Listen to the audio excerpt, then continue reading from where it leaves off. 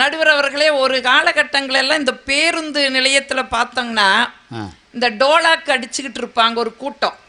அவங்களுடைய பிழைப்பே அதுதான். இந்த டோலாக்கு அடிச்சுட்டு என்னென்னமோ வித்தைகளை காட்டுவாங்க. அப்படியே உயரமான ஒரு கம்பி, அந்த கம்பை தன்னோட வயிற்றுல வச்சுட்டு அந்த உச்சியில ஒரு குழந்தைய வச்சு அப்படியே ஒரு வித்தை காட்டும் போது நம்மளாம் அப்படியே கை தட்டுவோம். அவங்க மறுபடியும் உற்சாகம் ஆயிருவாங்க. அப்புறம் ஒரு சின்ன வளையத்தை எடுப்பான். வளையத்துக்குள்ள முதல் அந்த ஆள் நுழைஞ்சு வெளியில வருவா, நம்ம கை தட்டுவோம். திரும்ப இன்னொரு அவங்களோட மனைவியோ அது கூட இருக்கிற இன்னொருத்தரும் சேர்ந்து 2 பேர் அந்த வளையத்துக்குள்ள பூந்து வருவாங்க. நம்ம உற்சாகமா கை தட்டுவோம். அப்புறம் வந்து காசு கேட்பாங்க, நம்ம காசு கொடுப்போம். இதெல்லாம் ஒரு காலகட்டத்துல நடந்துட்டு இருந்துச்சு. இதையே ஒரு திருடம் பார்த்துட்டே இருந்தான். பார்த்துட்டு இருந்தவன் ஒரு சின்ன வளையத்துக்குள்ள இவ்வளவு ஈஸியா போய் வர்றாங்களே, அது 2 பேர் போய் வர்றாங்களே, இவனை வச்சு ஒரு வங்கியில பெரிய ஆட்டைய போட்டா நம்ம வாழ்க்கை மிகப்பெரியதா மாறுமே நினைச்சு இவனை வந்து கூப்பிட்டான். இங்க வா, எத்தனை நாளைக்கு இந்த 5க்கும் 10க்கும் இந்த ரோட்ல நீ இந்த டோலா கடிச்சுக்கிட்டு இந்த மாதிரி வளையத்துக்குள்ள பூந்து வெளியில வந்துட்டு அப்புறம் அப்படியே உயரமான இதுல குழந்தைய கொண்டு போய் நிறுத்தி இதெல்லாம் எத்தனை நாளைக்கு நான் சொல்ற மாதிரி நீ செய்ய அப்படின்னா, சரிங்க சும்மா என்ன பண்றதுங்கோண்ணா, ஒண்ணும் இல்ல, நான் உனக்கு ஒரு ஓட்டைய போட்டு கொடுத்துற ஒரு வங்கி மேல எனக்கு ரொம்ப நாளா கண்ணு இருக்குது, அதுல அப்படியே ஒரு சின்ன ஓட்டைய போட்டு கொடுத்துற, நீ அப்படியே உள்ள போயிட்டு எவ்வளவு முடியுமோ அத்தனை எடுத்துட்டு வந்துரு, உனக்கு ஒரு பகுதி கொடுக்கற, கமிஷன் கொடுக்கறேன்ட்டான். இவனும் அதை ஆசைப்பட்டு சரிங்க சாமி அப்படின்ட்டு எல்லாம் பிளான் எல்லாம் ஓகே ஆயிடுச்சு. ஒரு வளையத்தை ஓட்டைய போட்டா அதுக்குள்ள இவனை ஏத்தி உள்ள போடான்னு சொன்னான். இவன் பாதி போனான். போனவன் திரும்பி வந்தான். சாமி அப்படின்னா, ஏண்டா சத்தம் போடாம போடா உள்ளேன்னாரு. இல்லைங்க சாமி, ஒரு 10 பேர் நின்னு ஜோரா கை தட்டுனாங்கன்னா நான் ஈஸியா உள்ள போயிருவேங்க சாமினா. இப்ப இவங்க கிட்ட கைதட்டு வாங்குறதுக்கு நான் இதெல்லாம் சொல்ல வேண்டியதா இருக்கு. கம்பி, ஆனா கம்பிக்குள்ள நீங்க எல்லாம் போக முடியாது. நடுவர்களே, என் உருவத்தை வச்சு நீங்க முடிவு பண்ணக்கூடாது. இல்ல, நீங்க உங்ககிட்ட நாங்க ஒரு வெள்ளித்தட்டோ தங்கத்தட்டோ கேட்கலீங்க. நீங்க அப்படியே ஒரு வெள்ளித்தட்டை பேசி டாக்டர் கொடுப்பாரு, அதை வாங்கி கொண்டு போய் நான் ஷோகேஸ்ல தான் வைப்பேன். பக்கத்துல இருக்கிறவர் இன்னும் மகிழ்ந்து போய் ஒரு தங்கத்தட்டை கொடுக்கறாருன்னு வைங்க, அதை கொண்டு போய் நான் பீரோக்குள்ள பூட்டி வச்சிருவேன். அதுக்கப்புறம் ஒருத்தர் தட்டுறவர் இருந்தாரு, இப்பதான் எந்திரிச்சு போயிருக்காரு. ஆனா நீங்க கொடுக்கிற கைதட்டத்தான் நாங்க அத்தனை பேரும் எங்களோட இதயத்துல தாங்கி செல்வோம். அதனால நல்லா கைதட்டுங்க. மருத்துவர் தெரியாதது இல்ல, இன்னொரு விஷயம் இருக்குது, ஜெர்மனியில கண்டுபிடிச்சிருக்கிறாங்க. நல்ல உள்ளங்கைய அழுந்த கைதட்டுனா மாரடைப்பே வராதுன்னு கண்டுபிடிச்சிருக்கிறாங்க. ஆனா நம்ம ஆளுக்கு பார் அடைப்புனாலே மாரடைப்பு வருது, அது வேற கதை, அதை விட்டுருங்க. அதனால ஒரு கைதட்டு வாங்கறதுக்கு நம்ம என்னென்னலாம் சொல்ல வேண்டியது. சாந்தாமணி சொல்லுங்க. இன்னொருத்தர் கூட சொல்றாரு, கைதட்டுனா தலைமுடியெல்லாம் வளரும்னு சொல்றாரு. அவரைத்தான் நான் தேடிட்டே இருக்கேன், ஆனா எங்கேயுமே கிடைக்க மாட்டேங்கிறாரு. நீங்க சொன்னதே அங்க ஒரு அக்கா இழுத்து பாக்குறாங்க, வளர்ந்துடுச்சான்னு. உடனே வளராதுங்க அக்கா, ஒரு வாரம் ஆகுங்க, அவசரம். அந்த அக்கா விடுங்க, நடுவருக்கே வளர மாட்டீங்களா, அந்த அக்காவுக்கு எங்க போய் வளரும்? இல்ல, பொறுமையா இருங்க, ஒரு வாரம் கழிச்சு நல்லாவே வரும்.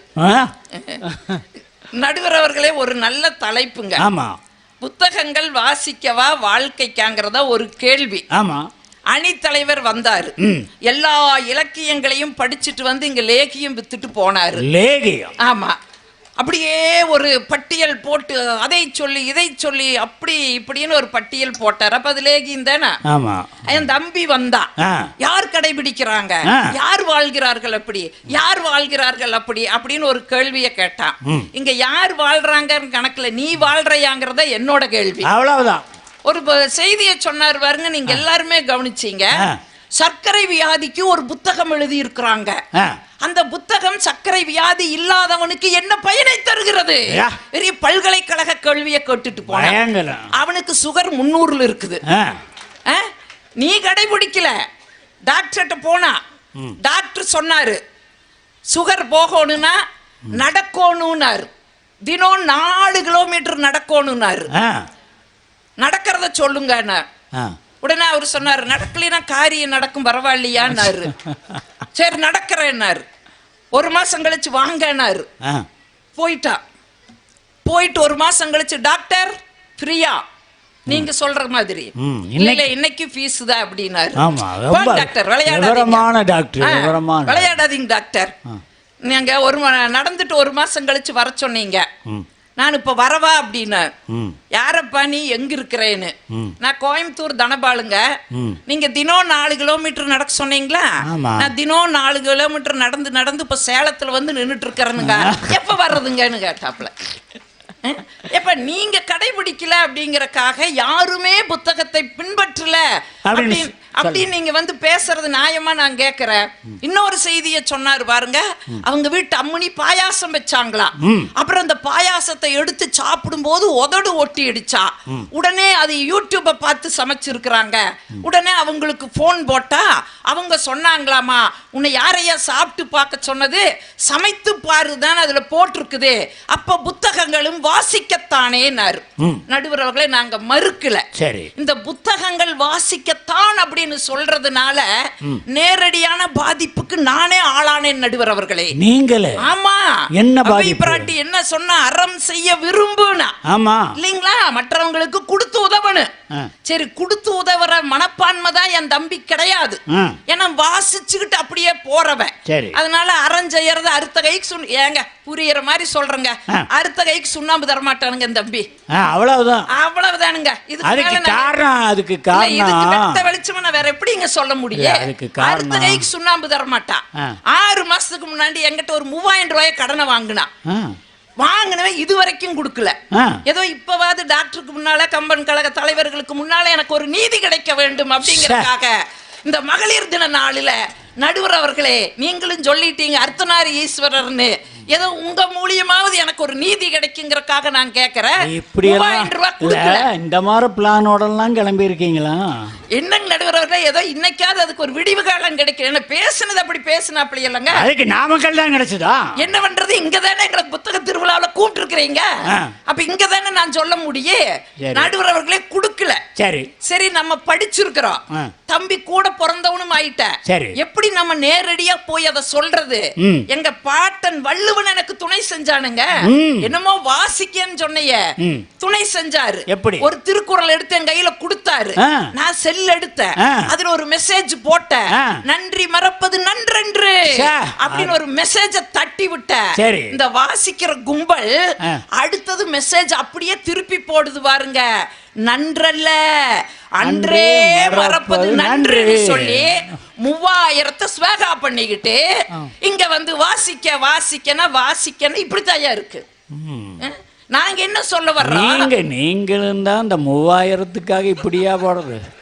தம்பி மானத்தை இப்படியா வாங்கறது? நடுவர் அவர்களே, நான் மானத்தை வாங்கணும்னு நினைக்கல. பேசுனது எப்படி பேசுனாப்ல, அதனால நான் ஒரு உதாரணத்தை சொல்ல வேண்டிய ஒரு சூழலுக்கு வந்தனே ஒழிய இதை நான் வெளியில சொல்லணும்னு நான் நினைக்கலைங்க. ஆனா நீங்க அப்படி பேசிட்டு போயிருக்கிறீங்களே, அதனால நான் சொல்றேன். நடுவர் அவர்களே, வாசித்தல் வந்து அணித்தலைவர் சொன்ன மாதிரி, எங்க அணியில சொன்ன மாதிரி எல்லாமே எங்க அணிக்கு பேசினாரு. எப்ப ஒரு வாசிப்பு நம்முடைய மனதை பண்படுத்துகிறதோ அப்ப அது நம்முடைய வாழ்க்கைக்கு பொருத்தமாச்சுன்னு தான் அர்த்தம். இப்ப என் தம்பி ஒரு கேள்வி கேட்டா, யாருமே பின்பற்றலேன்னு. நீங்களும் சொன்ன அது ஆண் மகனால முடியவே முடியாதுன்னு நீங்க சொன்னீங்களே. இந்த மண்ணுல நடுவர் அவர்களே, ஒரு ஆண் மகன் இலக்கியத்தால ஒரு மாபெரும் புரட்சியை இந்த மண்ணுல செஞ்சாரு. இன்னைக்கு கல்விக்கண் திறந்த காமராஜர்னு சொல்லி நம்ம காமராஜரை பேசிக்கிட்டு இருக்கிறோம் இல்ல. அந்த காமராஜர் முதலமைச்சரா இருக்கும் போது மதுரையில புயல் வந்துச்சு. மரங்கள் எல்லாம் தெரு வீதி முழுவதும் மரங்கள் விழுந்து அதை அப்புறப்படுத்தோம்னா என்ஜினியர் எல்லாம் கூப்பிடுறாங்க, IAS IPS எல்லாரையும் கூப்பிடுறாரு. இந்த மரங்களை எல்லாம் அப்புறப்படுத்தோம்னா எத்தனை நாள் ஆகுன்னு கேக்குறாரு. உடனே அவங்க சொல்றாங்க, கணக்கு போட்டு 1 வாரம் ஆகுங்க ஐயான்னு. ஐயோ, 1 வாரம் இந்த மரங்களை எல்லாம் நம்ம அப்புறப்படுத்தலினா மக்களுடைய பொது வாழ்வு பாதிக்குமே, என்ன செய்யறது அப்படின்னு யோசிச்சாரு. யோசிச்சுட்டு ஒரு யோசனையை சொன்னாரு. ஒண்ணு பண்ணுங்க, நான் சொல்ற மாதிரி அறிக்கையை கொடுங்க. அவங்கவங்க வீட்டுக்கு முன்னால விழுந்திருக்கிற மரத்தை அவங்கவங்களையே வெட்டி எடுத்துக்க சொல்லுங்க அப்படின்னு காமராஜர் சொன்னாரு. நடுவர் அவர்களே, அதே மாதிரி அவங்க அறிக்கை கொடுத்தாங்க. அவங்கவங்க வீட்டுக்கு முன்னால் இருக்கிற மரங்களை அவங்கவங்க வெட்டி எடுத்தாங்க. ஒரே நாள்ல அந்த வீதி தெருக்கள் முழுவதும் கிளியர் ஆயிடுச்சு. இப்போ இந்த ஐஏஎஸ் ஐபிஎஸ் எல்லாம் ஓடி வந்து கேட்குறாங்க, ஏங்க நாங்கள் ஐஏஎஸ் ஐபிஎஸ்ங்க, நீங்கள் வெறும் 6வதுங்க, எப்படிங்க உங்களுக்கு இந்த யோசனை வந்ததுன்னு கேட்கும்போது காமராஜர் ரொம்ப அழகா சொன்னாரு, நான் ஒரு முறை பெரிய புராணம் சொற்பொழிவு கேட்க போயிருந்தேன். சொற்பொழிவு கேட்க இல்லை, தலைமை தாங்க போயிருந்தேன். அங்கு ஒருத்தர் வந்து 63 நாயன்மார்கள்ல குண்டையூர் கிழார் அப்படிங்கிறவருடைய வரலாறை பத்தி பேசினாரு. என்ன சொன்னாரு தெரியுமா? திருவாரூர்ல நம்முடைய சுந்தரரும் அவர்களுடைய துணைவியார் பறவையாரும் தங்கி இருக்கும்போது இந்த குண்டையூர் கிழார் என்ன செய்வாரா, அவங்களுக்கு அமுது செய்வதற்காக தினந்தோறும் அரிசி பருப்பு காய்கறி எல்லாம் அனுப்புவாரா. அந்த திருவாரூர்ல அந்த குண்டையூர்ல ஒரு பஞ்சம் வந்துடுது. அப்படி பஞ்சம் வரும் பொழுது நாளைக்கு சுந்தரரும் பறவையாரும் அமுது செய்வதற்கு இவர்னால கொடுக்கறக்கு அங்க ஒண்ணுமே இல்லை. சிவபெருமான நினைச்சிட்டு அப்படியே வருத்தத்தோடு படுக்கிறாரு. நாளைக்கு எப்படி அவர்களுக்கு அமுது செய்வதற்கு நானே பொருள்களை கொடுப்பேன் சிவனே அப்படின்னு நினைச்சிட்டு படுக்கிறாரு. என்ன அதிசயம் நடக்குது தெரியுங்களா? சிவபெருமான் என்ன செஞ்சானா, குபேரனை அனுப்பி எல்லாம் நெல்மணிகளை எல்லாம் கொண்டு போய் குவிக்க சொல்லிட்டாரா. அந்த குபேரன் என்ன செஞ்சானா, நெல்மணிகளை கொண்டு வந்து பூரா தெருவில் போட்டுட்டு போயிட்டானா.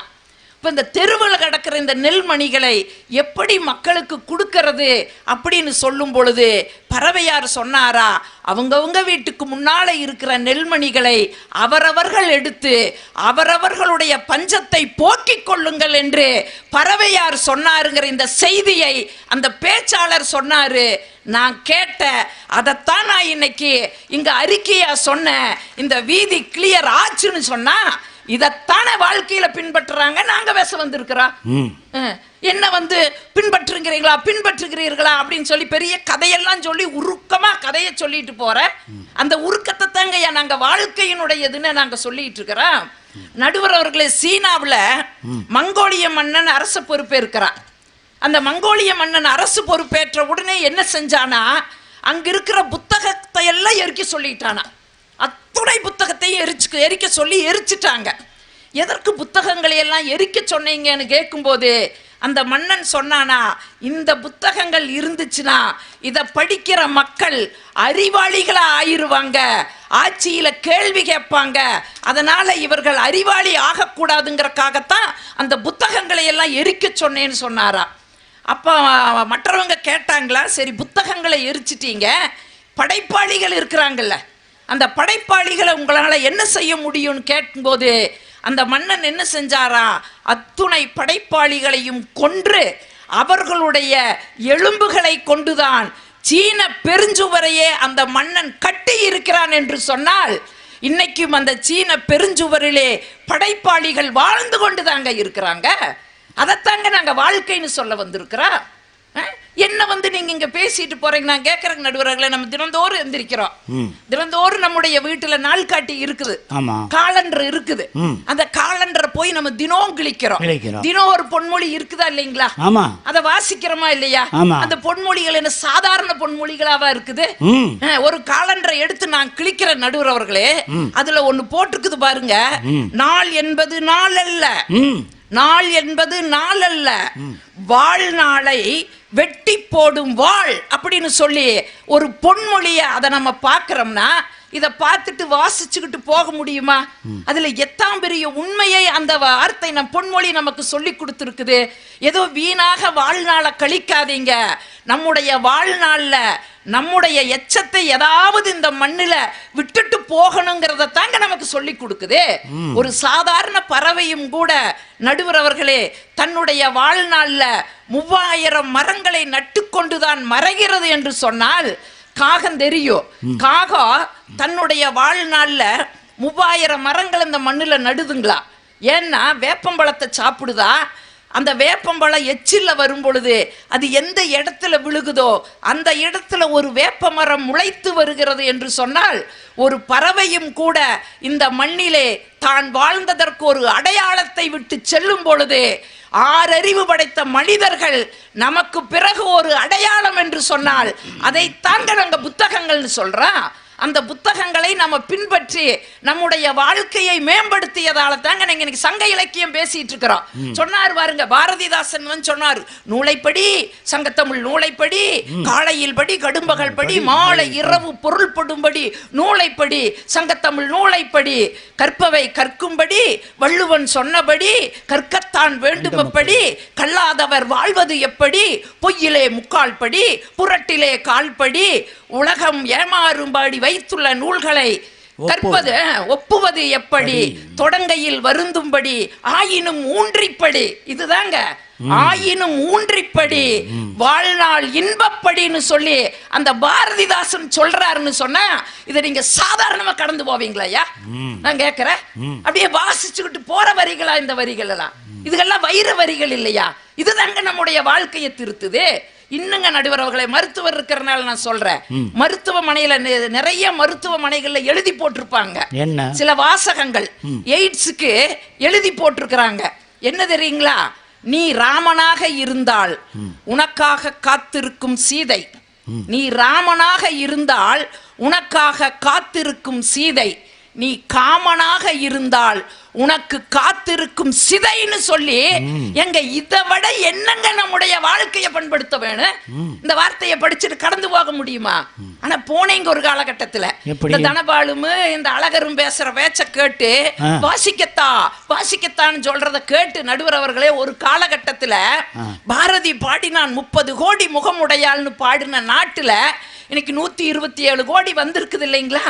அப்போ ஒரு காலகட்டத்துல அரசாங்கம் என்ன பண்ணுச்சு, இந்த மக்கள் தொகையை குறைக்கணுங்கிறக்காக குடும்ப கட்டுப்பாடுன்னு ஒன்ன கொண்டு வந்தாங்க.